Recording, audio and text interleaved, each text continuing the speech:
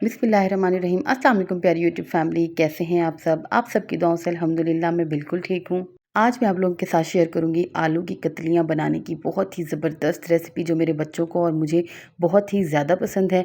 तो बगैर time waste किए हम अपनी रेसिपी बनाना स्टार्ट करते हैं, जिसको बनाना बहुत ही आसान है। मिनटों में हमारी ये रेसिपी बन के तैयार हो जाती है और ये बहुत ही चटपटी होती है।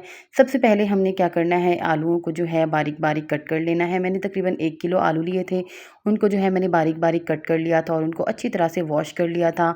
उसके बाद मैंने जी ली थी एक कढ़ाई और उसमें मैंने तकरीबन 1.5 खाना बनाने का चम्मच जो है घी ऐड किया था। अगर आपके पास ऑयल हो तो आप ऑयल भी ऐड कर सकते हैं। उसके बाद मैंने 1 टीस्पून भर के इसमें ज़ीरा ऐड किया था। मैं इनमें प्याज नहीं डालती, अगर आप चाहें तो प्याज डाल सकते हैं, लेकिन मुझे ज़ीरे वाले आलू ही पसंद है। ज़ीरा डालने के बाद हमने इसको हल्का सा कड़कड़ाना है, सौटे करना है, बिल्कुल हमने इसको फ्राई नहीं करना। उसके बाद जी मैं इसमें ऐड करूँगी 1 टीस्पून भर के नमक, क्योंकि हमने जो है नमक इसलिए डालना है कि हमारे जो आलू की कतलियाँ हैं उनको गलने में ज़्यादा आसानी होगी। आजकल जो आलू हैं वो ज़्यादा सख्त आ रहे हैं, तो उनको गलाने में काफ़ी मसला होता है। उसके बाद जी हमने नमक में और ज़ीरे में इनको अच्छी तरह से मिक्स करना है, ताकि हमारा जो नमक और ज़ीरा है अच्छी तरह से हमारे आलू की कतलियों को लग जाए। मैंने 5 मीडियम साइज़ के टमाटर लिए थे, 6 से 8 अदद मैंने हरी मिर्चें ली थी, जिनको मैंने बारीक कट कर लिया था। उसके बाद जी कढ़ाई को मैंने कवर करके रख दिया था, ताकि मेरे जो आलू हैं वो स्टीम पकड़ लें। उसके बाद हम इसको अच्छी तरह से मिक्स करेंगे।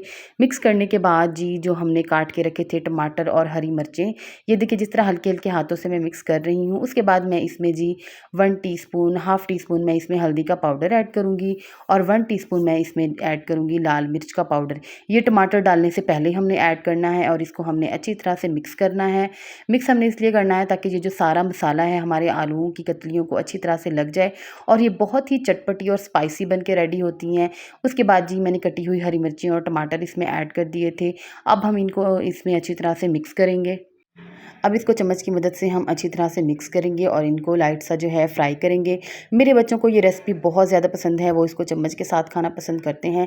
नाश्ते में पराठे के साथ तो मज़ा ही आ जाता है। उसके बाद मैंने इसको कवर करके छोड़ दिया था तकरीबन 3 से 5 मिनट के लिए, ताकि ये थोड़ी-सी स्टीम पकड़ लें।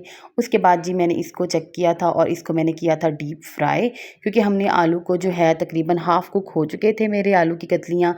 उसके बाद जी हमने इसको अच्छी तरह से फ्राई करना है। टमाटरों ने भी अपना पानी छोड़ दिया था, तो जी मैं ज़बरदस्त किस्म का इसको फ्राई कर रही हूँ। जैसा कि आप देख सकते हैं, नमक मुझे थोड़ा-सा कम लग रहा था, तो मैंने इसमें हाफ़ टीस्पून से भी थोड़ा-सा कम नमक और ऐड कर दिया था कि कहीं ज़्यादा ना हो जाए। उसके बाद जी मैं इसको डीप फ्राई करूँगी। फ्राई करने के बाद मैंने इसके अंदर 2 से 3 टेबलस्पून जितना पानी ऐड कर किया था, क्योंकि जैसा कि मैंने आप लोगों को बताया है कि आजकल जो आलू आ रहे हैं वो गलने में काफ़ी ज़्यादा टाइम ले रहे हैं। आलू जो थे मेरे फ्राई हुए हुए थे, मैंने थोड़ा-सा बस इसको फ्राई किया था और ये ज़बरदस्त किस्म की मेरी आलू की कतलियाँ बन के रेडी हो गई थी। और यकीन माने ये इतनी टेस्टी थी, इतनी सिंपल रेसिपी से और इतने सादा मसालों से ये बहुत ही अमेजिंग रेसिपी बन के जो है रेडी होती है। अगर आपको मेरी वीडियो अच्छी लगी है, मेरी रेसिपी अच्छी लगी है, तो प्लीज़ मेरे चैनल को लाइक एंड सब्सक्राइब करें, ज़्यादा से ज़्यादा शेयर करें। अगर आप मेरे चैनल पर नए हैं तो मेरे चैनल पर लाज़मी विज़िट करें। वहाँ आपको बहुत ही मज़े-मज़े की रेसिपीज़ मिलेंगी। उसके ऊपर फिर मैंने डाले थे धनिया के पत्ते, जो कि इसमें 4 चाँद लगा देते हैं। मुझे अपनी दुआओं में लाज़मी याद रखें। अल्लाह हाफ़िज़।